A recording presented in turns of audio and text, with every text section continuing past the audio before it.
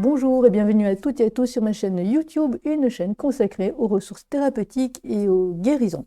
Ici, c'est la voix de David Duquesne qui vous parle et il va s'agir d'un podcast, oui, une formule temporaire, le temps que je retrouve suffisamment d'énergie pour me consacrer aussi au montage vidéo, et un podcast concernant les peurs et une façon que j'ai expérimentée de les dépasser.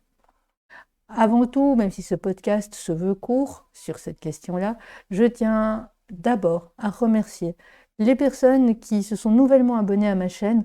Je remercie celles qui s'étaient abonnées et qui restent abonnées. Je remercie les personnes qui visionnent mes vidéos et je remercie les personnes qui likent également. Et quand il en a aussi, des personnes qui déposent un commentaire. Je vous remercie vraiment du fond du cœur parce que ça me fait beaucoup de bien, ça m'encourage. Et donc voilà, je voulais juste inclure, même si je veux que ces podcasts soient courts, je tenais vraiment à inclure ces remerciements pour vous. Je me permets aussi de rappeler juste que les témoignages que je dépose, ce sont des témoignages qui sont à prendre en tant que tels. Ils proposent toujours des pistes qui n'ont rien d'exemplaire, mais des pistes qui peuvent être un exemple que vous pouvez ajuster à votre propre vécu pour accéder à un mieux-être. En tout cas, c'est vraiment le souhait que j'ai eu et que je garde lorsque je dépose une vidéo ici sur ma chaîne YouTube. Alors, la peur et les pistes envisagées pour la dépasser, les pistes expérimentées et qui m'ont permis de dépasser ça. D'abord la situation, pour illustrer exactement comment les choses se sont articulées. Eh bien, il y a quelques années, j'ai eu un problème neurologique plus important lorsque j'étais hors de chez moi. Et après, quelques mois plus tard, quand ce problème neurologique s'était résorbé, j'ai remarqué qu'il s'était développé en moi une peur panique de sortir de chez moi. Or, vous le savez maintenant, à cause du Covid, le confinement, c'est quelque chose qui est vraiment pas funny à vivre, c'est quelque chose que je vivais déjà beaucoup, et c'est quelque chose qui, du coup, m'obligeait vraiment à vivre le confinement H24, donc ça devenait vraiment intenable. C'était vraiment, pour moi, sortir de chez moi, une véritable torture, et j'étais vraiment au bord du malaise, en fait, alors qu'il n'y avait pas d'explication neurologique à cette problématique-là. Alors la première question que je me suis posée, je ne sais pas pourquoi, ça a été, dans le fond, comment puis-je transmuter cette énergie lourde, enfermante de peur, en une énergie de force, en une énergie de courage pour pouvoir sortir de chez moi et aller à ce rendez-vous médical où je suis obligée d'aller pour recevoir des soins ou faire un examen qu'il est impossible de faire autrement tant que la téléportation n'existe que dans Star Trek. Et je n'ai pas trouvé de réponse à cette question. Oui, je vous le dis déjà clairement, parce qu'en fait, je ne sais pas pourquoi je me suis posé cette question, vu que je ne suis pas alchimiste, je ne suis pas magicienne et je ne suis pas sorcière, et tout ce qui est magie et sorcellerie ne m'intéresse absolument pas. Alors, entre parenthèses, vous allez peut-être me dire, pour les personnes qui ont appris dans mes vidéos que j'étais médium et que je faisais des voyages chamaniques, vous allez peut-être vous dire, mais enfin, c'est quand même fort lié à tout ce qui est un peu magie, sorcellerie, c'est un peu dans ce bain-là. Eh bien non, pour moi, pas du tout, absolument pas. Pour moi, être médium et faire des voyages chamaniques n'a rien à voir avec la magie, n'a rien à voir avec la sorcellerie. Et je suis sûre et certaine que dans quelques années, les sciences vont pouvoir démontrer par A plus B qu'il s'agit juste d'un fonctionnement naturel du cerveau qui existe en tout individu et un fonctionnement naturel qui, parfois, chez certaines personnes, est actif ou un peu plus développé, à l'instar des personnes qui ont la bosse des maths ou qui ont un don pour les langues. Mais ça va s'expliquer scientifiquement. Il n'y a rien de sulfureux, il n'y a rien de magique, il n'y a rien de sorcier par rapport à ça, sans dénaturer le côté assez mystérieux de la question des réalités non ordinaires et des interactions entre réalité ordinaire et réalité non ordinaire. Donc voilà, magie, sorcellerie, c'est quelque chose qui ne m'intéresse pas. Et autant j'invite les personnes qui auraient réussi à transmuter cette énergie à déposer un témoignage suite à cette vidéo ici, parce que je pense que plus on partage d'informations ensemble qui font du bien, au mieux, ça ne peut être que bénéfique pour un plus grand nombre de personnes, et Dieu sait ce que dans cette période-ci, nous en avons tous besoin, qui que nous soyons, et quoi que nous vivions. Autant pour tout ce qui est magie et sorcellerie, je vous demanderais vraiment de passer votre chemin, parce que c'est vraiment pas l'endroit, la chaîne et la personne en tout cas qui est réceptif à ce type d'informations-là. Alors, deuxième question que je m'étais posée, c'est bon, comment est-ce que je peux faire pour vivre avec? Puisque c'est un peu dans les courants de pensée, apprendre à vivre avec ses problèmes, apprendre à vivre avec ses peurs, puisque la peur est un problème. En tout cas, pour moi, comment puis-je faire pour vivre avec? Et déjà, vous comprenez qu'au ton de ma voix, lorsque je parle de vivre avec des problèmes, c'est quelque chose qui est inenvisageable pour moi. Je suis de la génération où, quand la vie devient invivable, on divorce. Et je suis d'un naturel où il vaut mieux être seul que mal accompagné. Donc, effectivement, vivre avec mes peurs, c'était quelque chose qui n'était juste pas possible. Alors, on peut peut-être créer un contrat symbolique avec ses peurs, un contrat de divorce. On peut brûler ce contrat, on peut faire tout ce qu'on veut avec, mais en tout cas, ça, il s'agit de quelque chose qui n'appartient pas à mon fonctionnement naturel.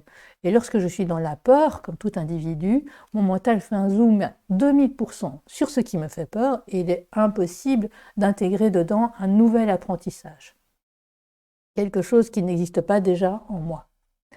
Donc, troisième piste, et celle-là a été probante, piste expérimentée, ça a été de me dire, je vais utiliser quelque chose qui existe déjà en moi, un fonctionnement naturel en moi pour aller au-delà de ces peurs, parce que je veux vraiment pouvoir être capable de sortir de chez moi lorsque c'est possible. Lorsque ça ne met pas ma santé en danger, je veux vraiment dépasser ce problème psychologique, parce que là, pour le coup, il est psychologique, il n'est pas du tout neurologique, il n'est pas du tout lié à quelque chose qui va m'arriver très certainement si je sors de chez moi. Et le fait de m'être déjà posé des questions auxquelles je n'ai trouvé aucune réponse, je me suis dit, mais tiens, dans le fond, c'est vraiment mon fonctionnement naturel. Moi, c'est de poser des questions, et ça m'est renvoyé d'ailleurs par certaines personnes qui m'ont déjà dit, tu te poses trop de questions. Donc, je me suis dit, ben voilà, je ne vais pas m'empêcher de me poser des questions, je vais continuer dans ce fonctionnement-là et me poser des questions. Quelque chose d'autre qui existe en moi naturellement, qui fait partie d'un fonctionnement naturel, c'est celui des petits challenges. J'aime bien me lancer des petits challenges, et j'aime bien poser des questions à l'univers et de voir quelle réponse il va m'apporter. Donc, je me suis dit concrètement, par rapport à ça, lorsque je dois aller d'un point A à un point B, sortir de chez moi, le point A à un point B, que ce soit un cabinet médical ou n'importe quoi, quand je dois sortir de chez moi, je vais me poser des questions. J'ai la sensation que je vais mourir, j'ai la sensation que je vais avoir un problème neurologique qui va peut-être être aussi grave que le précédent, avec toutes les conséquences et les mois d'enfer que ça m'a fait vivre après. Ça va peut-être même être plus grave, moi j'ai cette sensation-là, mais je vais quand même me poser des questions, d'autres questions. Et là, la question que je me posais, c'était, comme je circule en voyage, en transport en commun, c'était dans ce tronçon de rue-là, combien de plaques d'immatriculation auront un chiffre qui se retrouve dans ma date de naissance? Parfois même, c'est mon côté jouette, mon côté auto-challenge, je me disais, je parie que la prochaine voiture qui va dépasser le bus et que je vais pouvoir voir, ce sera une BMW bleue.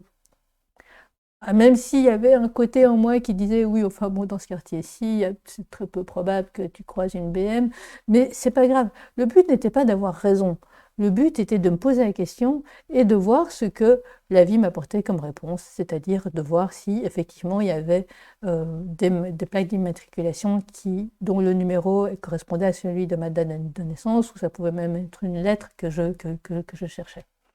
Et au fur et à mesure de ça, je me suis rendu compte, lorsque je suis arrivée à destination, à mon point B, que j'étais toujours vivante et que je n'avais pas eu de problème neurologique.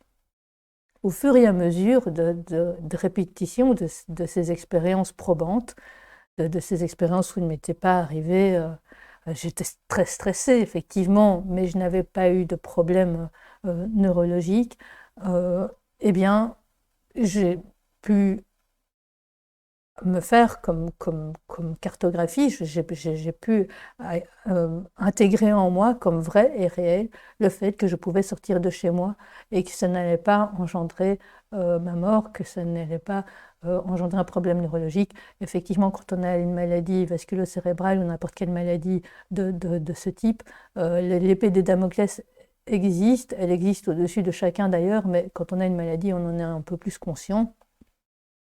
On voit un peu mieux le côté tranchant de la lame. Mais en tout cas, ce que j'avais réussi à vivre était suffisamment probant pour me montrer que ce risque était redevenu à un taux tout à fait acceptable.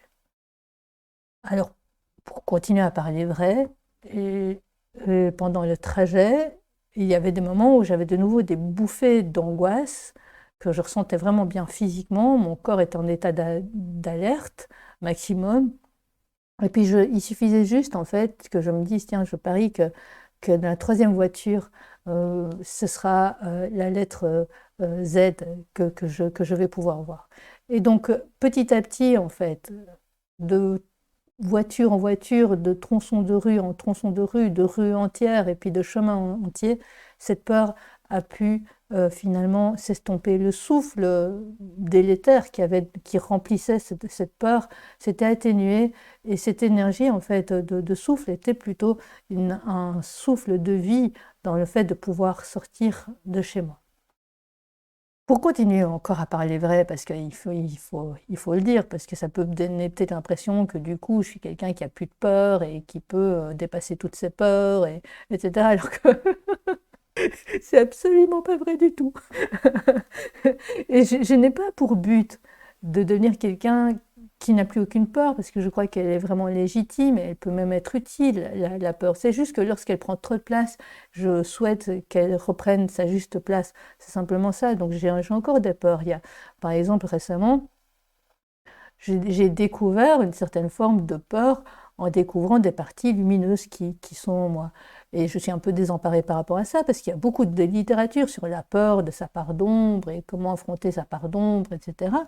Et il n'y a rien par rapport à sa part de lumière. Mais c'est pas grave, c'est un truc sur lequel je chemine parce que ça vaut la peine et puis parce que ça fait partie du cheminement que l'on poursuit lorsqu'on s'engage vers la voie de l'amour véritable, de l'amour inconditionnel envers soi-même.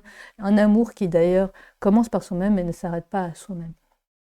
Donc voilà, les peurs, j'en ai toujours. Mais je pense que cette façon de pouvoir réapprendre à sortir de chez soi en connaissant les risques, mais de façon plus réaliste et à un taux acceptable, en tout cas pour moi-même, c'est quelque chose, si moi j'ai réussi à le faire, mais vous aussi.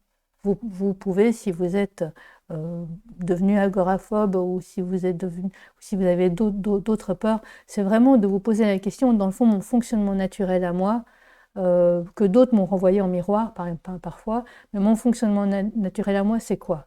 Et dans ce fonctionnement naturel à moi, qu'est-ce qui existe que j'aime bien faire?